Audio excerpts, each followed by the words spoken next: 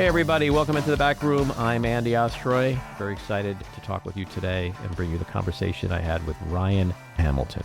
I'll tell you a little bit about Ryan in just a moment. But first, thank you for tuning in today. We appreciate you listening, and we'd love to hear your comments. So email us at backroomandy@gmail.com and or post on our social media, and we'll read some feedback next time. And if you like the podcast, please follow or subscribe and rate and review, and you'll be notified every time we post a new episode.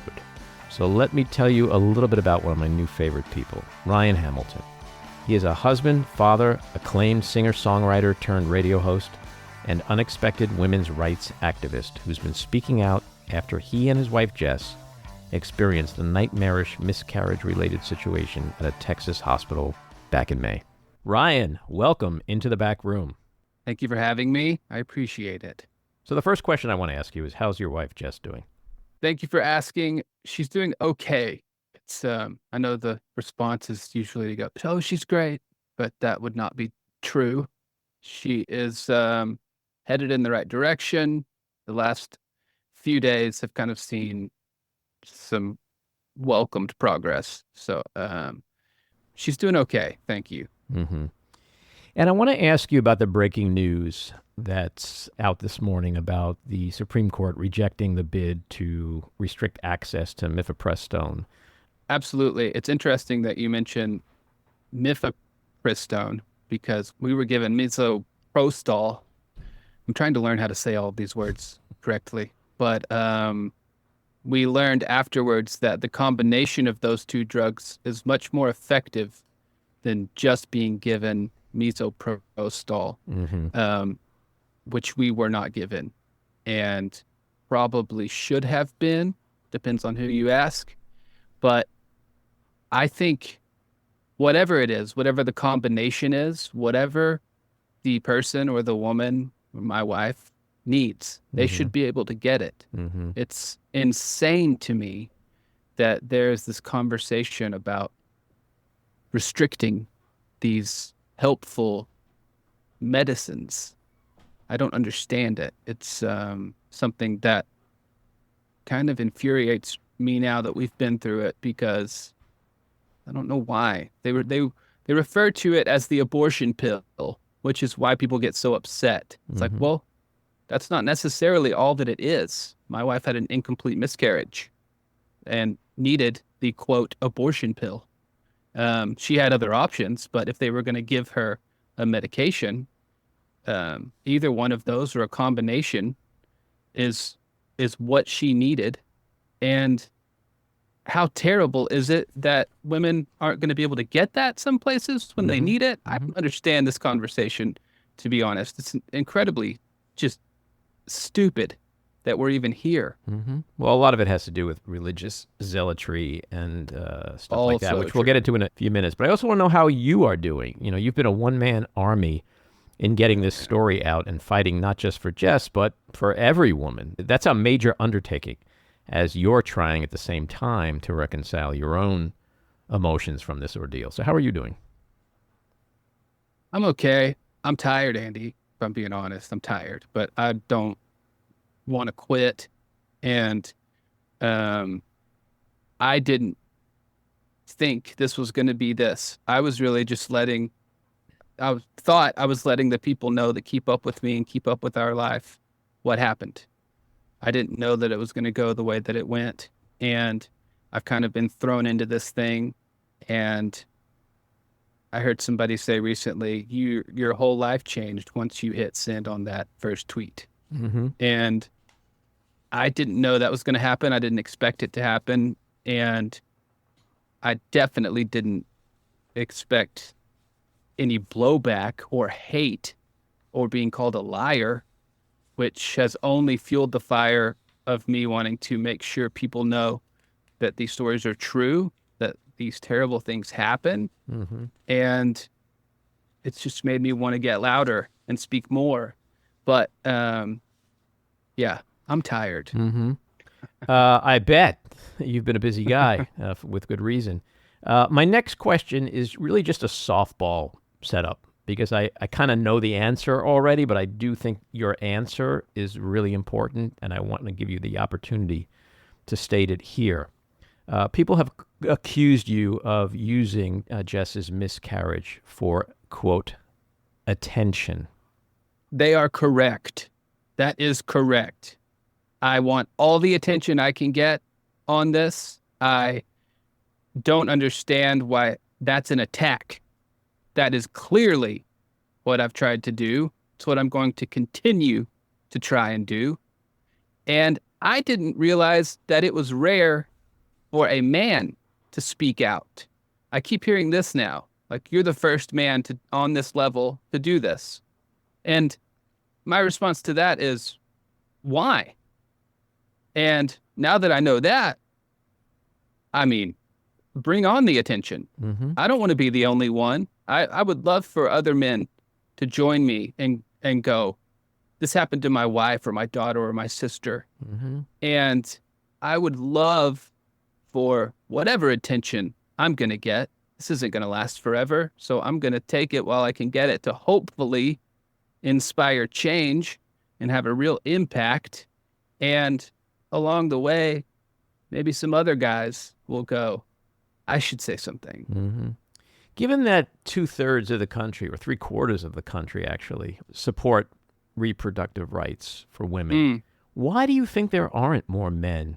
You know, the men who love the women who are being stripped of their rights. Why are there not more men speaking up the way you have? I don't know. Isn't it strange, Andy? I never thought about it till I was thrown into the middle of it. And you hear this. Can I curse on here? I don't know if I can curse. Fuck yeah. Okay. You hear this stupid shit. It's a women's issue. I never really thought too much about it, to be honest. Mm-hmm. I would hear that and be like, well, that's kind of ridiculous. Now I hear it and it makes me angry. It's not a women's issue. Mm-hmm. We all have mothers. We are all part of families. I don't understand that argument that it's a women's issue. Mm-hmm. You know, no. Well, maybe in the minds of thing. these guys, it's not necessarily a women's issue, but perhaps someone like you who is media savvy, you are a radio host, you speak out publicly for a living, not necessarily on controversial subjects, Right. but you're comfortable in this space. Do you think it's just because other guys are they don't know how to do it? They're just terrified. They feel like they're not going to understand how to navigate through the media haze.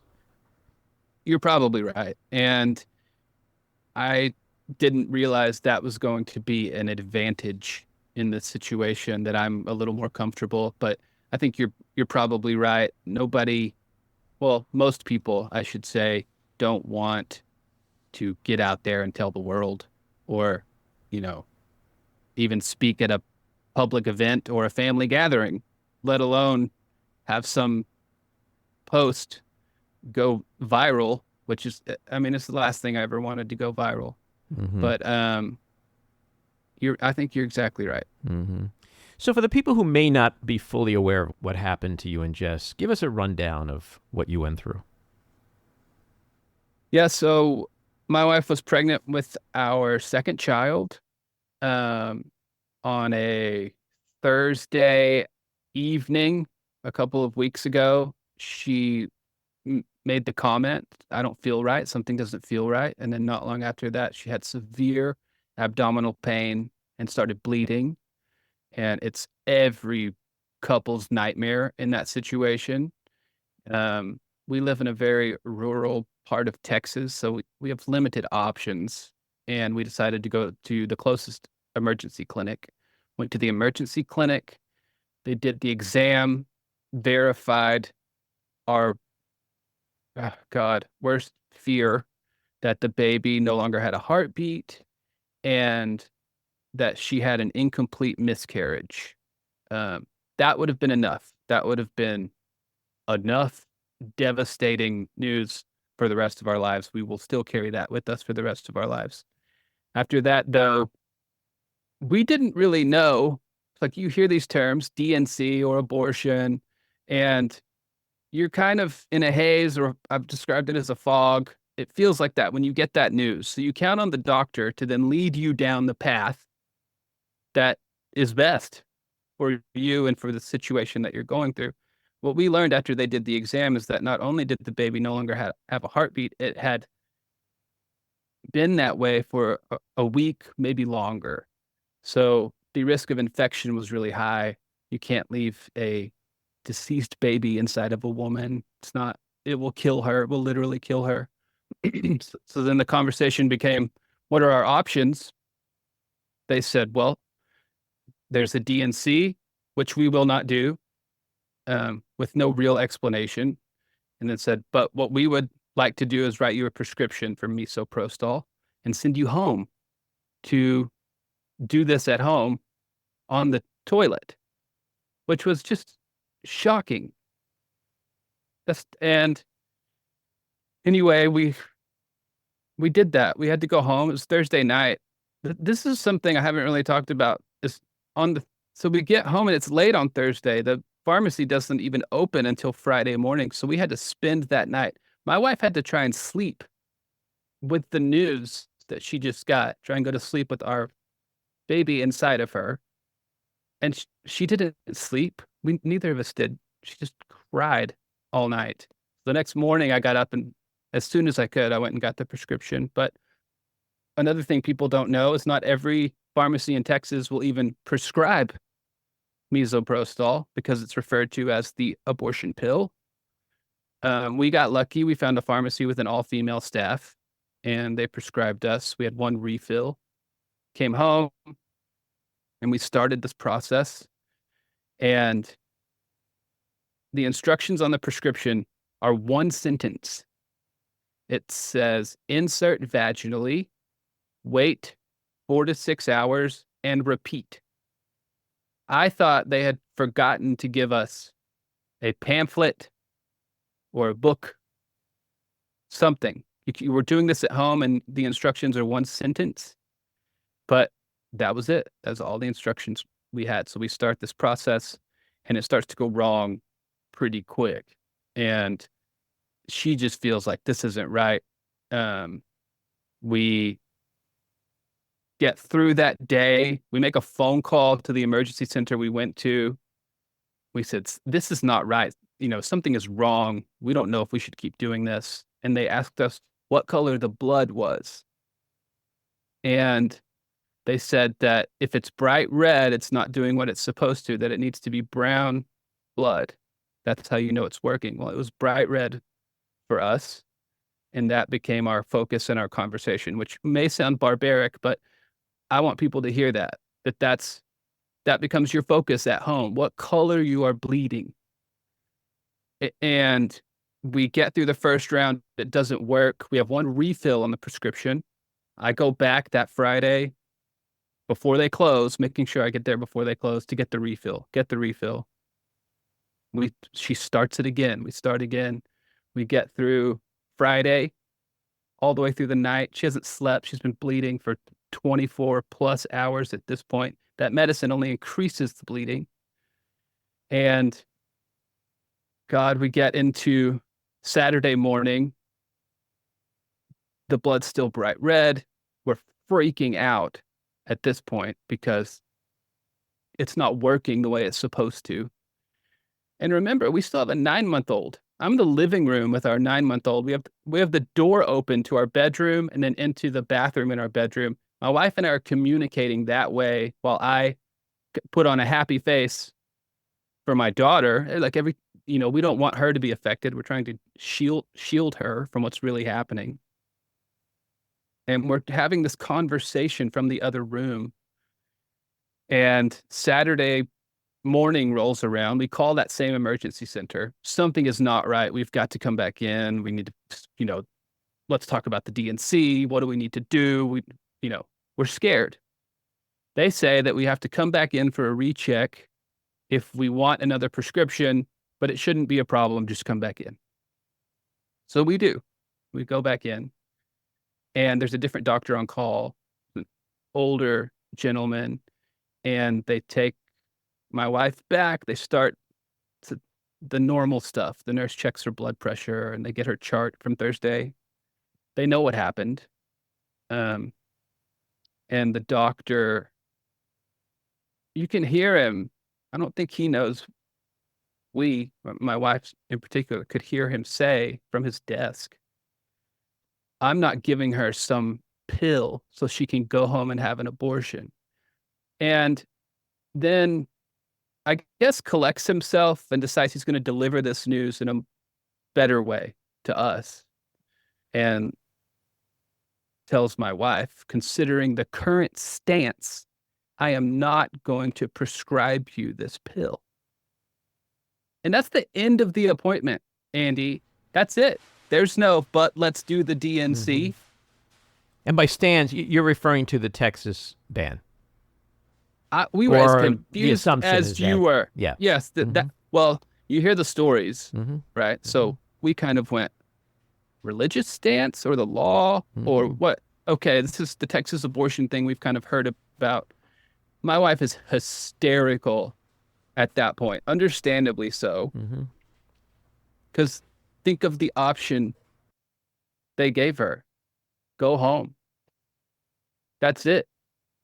And I don't understand that. We're confused and furious.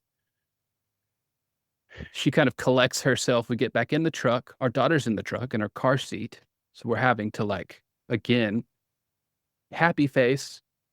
It's okay. We're going on an adventure, and we find a hospital about an hour away where we had been before and we knew we liked. It's where our daughter was born. We call, they say, come in immediately. So we drive about an hour to the next hospital. This is our third trip now. This is the Saturday. We get there. They take her in. And my poor wife has to start all over again. A new examination for them to reconfirm that the baby has no heartbeat. She has to answer all these questions again. Just this torturous thing. She's still bleeding, actively bleeding since Thursday. They give you these pads after you've given birth. And because women still bleed, those are the pads she's having to use while she's doing this. And she's soaking through multiple of these pads. They know this. They see this. They know she's 2 rounds in of misoprostol.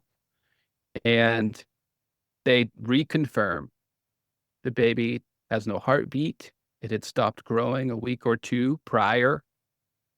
And then they just disappear for hours. It was 3 or 4 hours. They would come in every once in a while to ask some monotonous question that they already knew the answer to. When was your last period? All the questions you get asked when you're pregnant, really.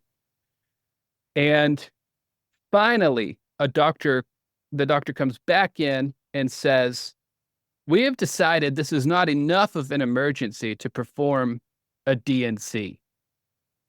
And I'm going to get upset, so you're going to have to excuse me just a second. But that's really hard because what they're saying is she's not close enough to death. She's not close enough to dying, excuse me, for us to help her the way she really needs to be helped. So that was hard. And they say, but if you want the DNC, we can schedule one for a week or 2 from now. And that's where they get away with it, because technically they offered. And we can't wait a week or 2. She'll get sepsis. That woman in Ireland, we've learned about a lot of these stories now. She got sepsis and died. So they act like they're doing us a favor and they prescribe 1 more round of misoprostol, but this time it's much stronger. And they send us back home. So we go back home, and this is later on Saturday now. So this is 48 hours of bleeding and bleeding. She's not right at this point. She's turning gray. And she's slurring her words a little bit, which is something that really caught me off guard. She's clearly becoming weak, but we go home and we start it again. This time the instructions, though, still one sentence, a little bit different because the dosage is higher. Insert vaginally, wait. I don't remember if it was 8 to 10. I think it was 8 to 10 hours. Wait a little bit longer and repeat. So we do that. That gets us through Saturday night. And Sunday morning, it's that same conversation. Is it bright red? Is it brown? It's still bright red. And she was no longer strong enough to go back and forth. She had this routine from our bed to the bathroom. She was no longer strong enough to go from the bathroom back to the bed. So she was just laying in the bathroom floor. And I remember her asking me for a heating pad and a pillow because she was cold. So I went and wrapped her in this heating pad and gave her a pillow under her head in the bathroom. And that was the first. She was very cold and clammy. That was the first time I had the thought, is she going to make it? What do we do?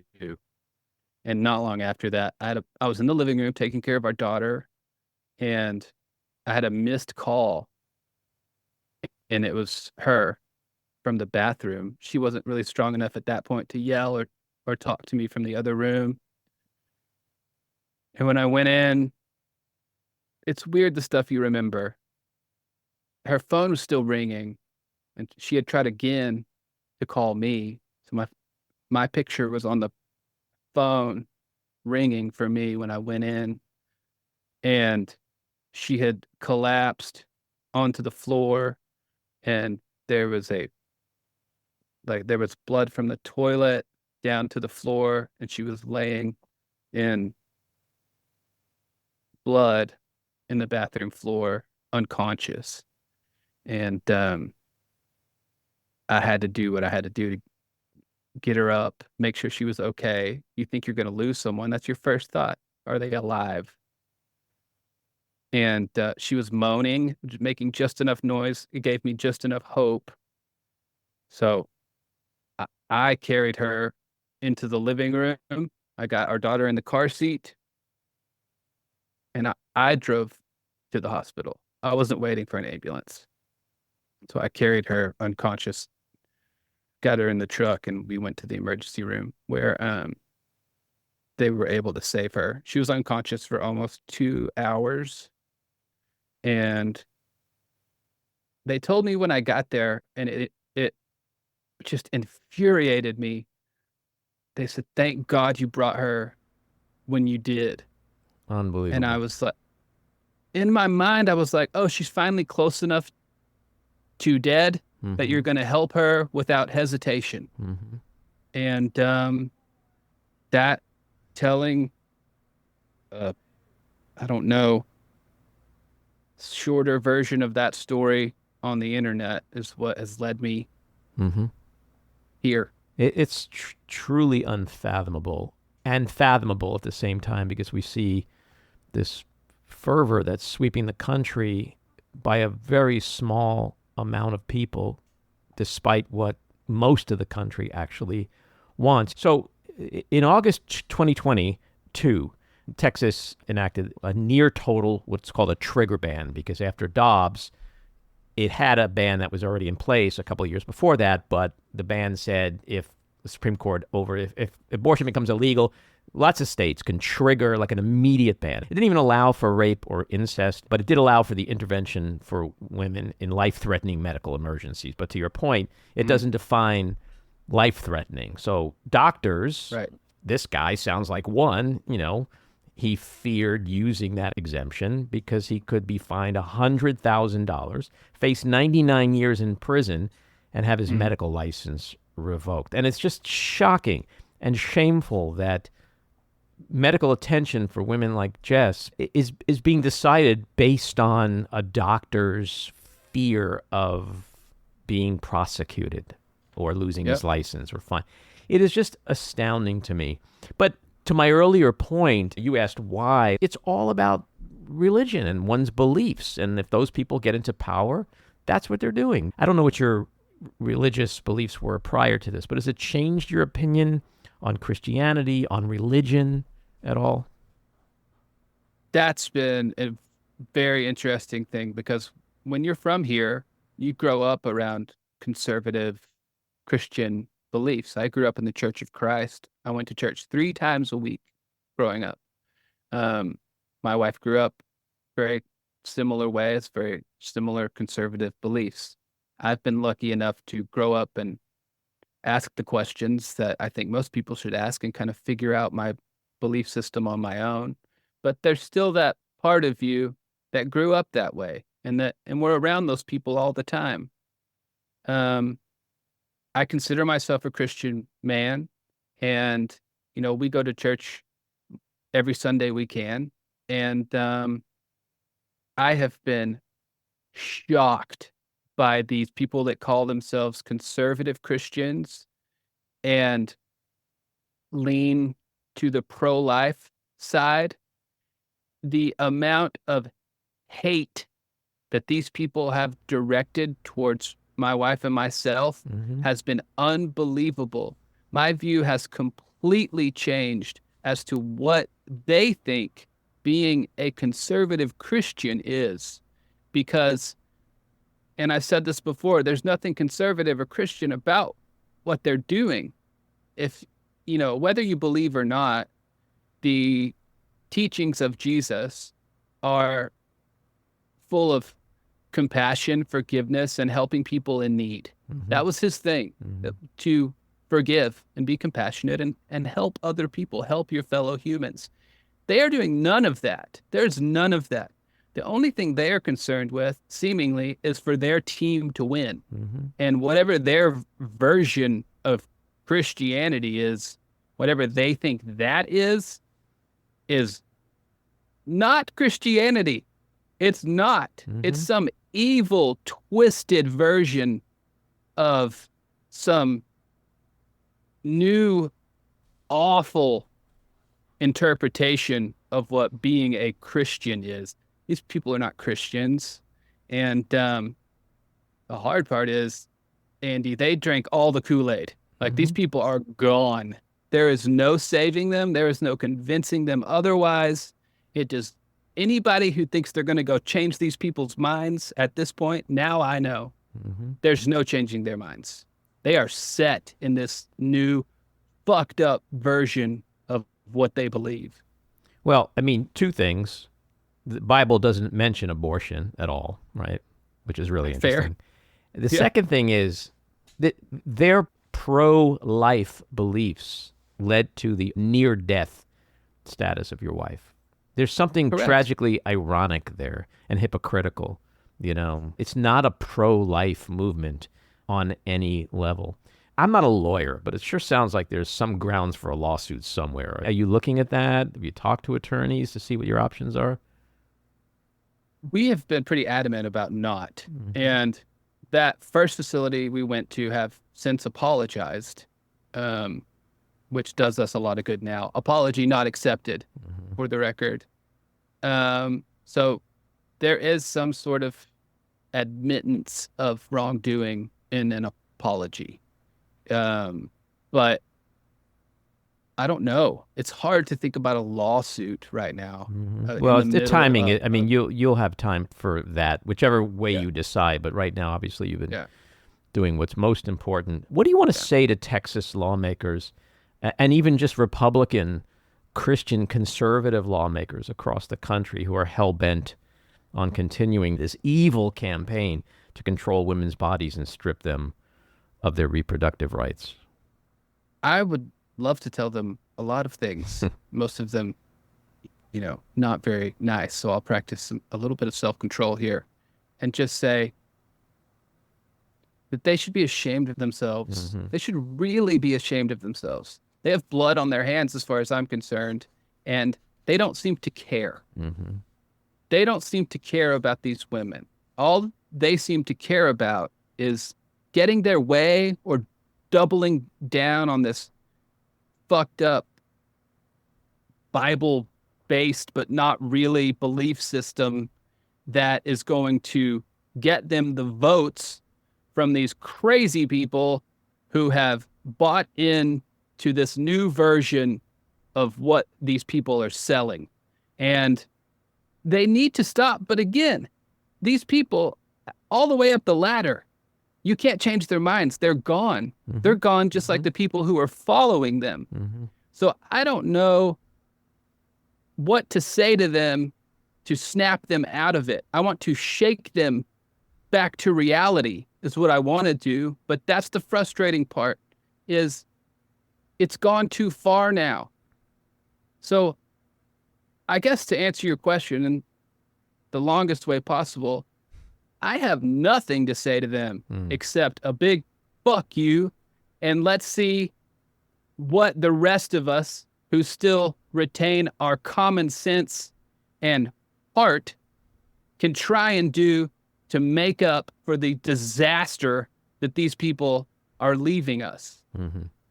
You mentioned earlier that someone said to you that this changes your life. How has this nightmare changed the trajectory of your life? What are your plans going forward once you and Jess return to some sense of normalcy in your lives? Will you go back to your old lives, or will this issue become sort of like a newfound life's mission, life's work in some way? Great question. A lot of people have asked why she is not speaking. She does not want to. Mm-hmm. She is not interested in being in the spotlight. She's one of those people I mentioned earlier who gets nervous speaking at family events. She's not that way. She is ready to return to normal life and has already started. That is her way of coping, is to focus on some sense of normalcy and just to get back to normal life. So she's kind of already started down that path, and she is fully supportive of me, has told me, and I quote, just do whatever you have to do. I'm in a position where if I want to, I can continue to carry this torch and plan to, if I'm being honest. Whatever I have to do, if my wife gets pregnant again, I don't want to be, and something goes wrong, I'm not going to let this happen again. If my daughter grows up and is lucky enough to be a mom or potentially be a mom, I'm not going to let her grow up in a world where this is possible. So whatever it takes, if that's the next several months or the next several years, I feel like I've been thrown into this position for a reason, I guess. It's not anything I ever wanted.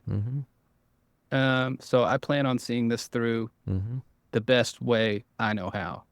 Yeah, sometimes, like you said, it's something that's thrust on you. You didn't ask for it. You know, I mentioned to you that my wife was murdered back in 2006, and I'm also friends with Fred Gutenberg, whose daughter Jamie was murdered in the Parkland school shooting down in Florida. And he has this very similar situation where his wife's way of coping was to remain private, and he became this national voice for gun reform.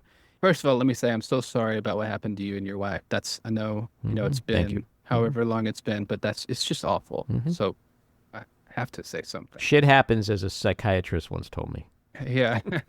I'm glad you can say that. I paid about $200 an hour for that advice, that professional advice. I'm right there with you right now. We just started that journey. So will you stay in Texas? I think so.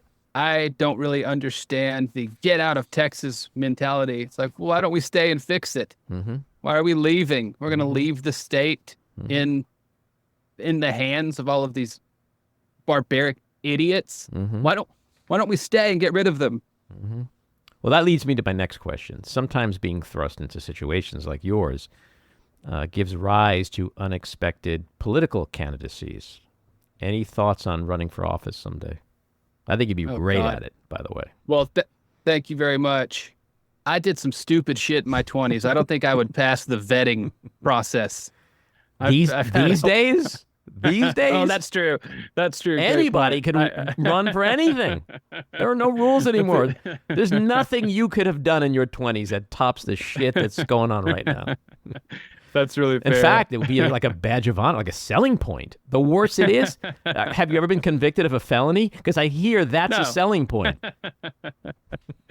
Oh, God. I don't know. I never saw this from my life, what has happened the past few weeks, so who knows what'll happen. But there have been some really wonderful, powerful people reach out, and I'm going to help the best way I know how. But yeah, I don't really see myself as a politician. Mm-hmm. Do you have any particular politics? Are you a right-winger, left-winger, progressive, political atheist? Where are you? I've said this, that I would have loved to have heard from a Republican representative. Not even just from Texas would have been great. From anywhere, have a Republican, a good conservative Christian Republican reach out and just go, "We are so sorry for what has happened to your family." Andy, I have not heard from not one Republican. They are just quiet, and they're letting the mob come after us. Nobody's standing up for, whoa. These people just lost a child, and look what this woman has been put through. Instead, they're happy to let us be called liars and say it's a political stunt and whatever else. So, excuse me if I don't really want to deal with those types of people, and the people who seem to be focused on my goal, which is to fix this fucked up situation we're in, happen to be Democrats. The feedback that you've been getting from people has been generally compassionate and supportive. I've seen a lot of that, but there's also been some assholes who accuse you of everything from being a narcissist and exploiting the situation for personal gain. What do you say to those people, given the reality of what you guys have been through and what you're trying to accomplish in its wake? Well, one thing I've learned is that I'm not going to change their minds. Like, I've mentioned a few times, and I had to learn that the hard way, because you try and fight back with these idiots. So considering there's no way I'm going to talk common sense to these people and change their minds otherwise, what I'd really like to say to them is fuck you. Because it is just obscene what we have been through and continue to be put through. And while I can't respond to every comment online with a middle finger or telling them to go fuck themselves, and I'm learning not to, because all that does is it gives them power online. But yeah, it feels good to say it to them on your podcast. No, that's what we're here for. Last question. I want to end on a light note. As someone who has been through tragedy myself, having some light in the dark kept me sane. So I'm going to ask you a window into the soul question. And music is a great window into the soul. We already know a good chunk of your soul by what you're doing, but you're sitting there wearing a Pink Floyd shirt. So I'm going to ask you, give me your top 5 musical artists of all time. Oh, God. That's an impossible question. I'm one of those people where you have to give them the scenario, like top 5 in this particular scenario. No, I'm not going to let you off easy. Top 5 of all time. Artists. Okay. Tom Petty, number 1. Counting Crows, number 2. Okay. I always go back to Counting Crows. Dervitz, baby. Adam Dervitz. Oh, yes. I got to throw Nirvana in there because I was a teenager in the 90s, and it changed my life. So we're on 3. I got to throw Bob Dylan in there because he's Beautiful. Bob Dylan, and you can't leave him out of a top 5 list. Number 5, I feel like it's got to be an obscure one because you always want that cool obscure band in your top 5 that nobody knows. I'm going to go Pavement. with a band called... No, but that's a good one. I'm going to go with a band called Splendor. Okay. Who had an album called Halfway Down the Sky, I believe. Their big single is Yeah, Whatever. But that's a desert island disc for me, that album they put out in the 90s. All right, well, I'll check that out. Ryan, I wish you and Jess the absolute best with whatever you do. Stay healthy, stay strong, and I wish you a lot of peace. Thank you, Andy. Take care. This episode of The Back Room was edited and produced by me, Andy Ostroy. It was co-edited and co-produced by Matty Rosenberg, and co-produced by Jen Hammoud. Our theme song was composed by Andrew Hollander. And our logo was designed by Cricket Lengyel. And special thanks to Patricia Wind. Please take a moment to rate and review the podcast, and also follow or subscribe. Until next time, keep your eyes on Washington, Hollywood, and your own backyards, and have a great week.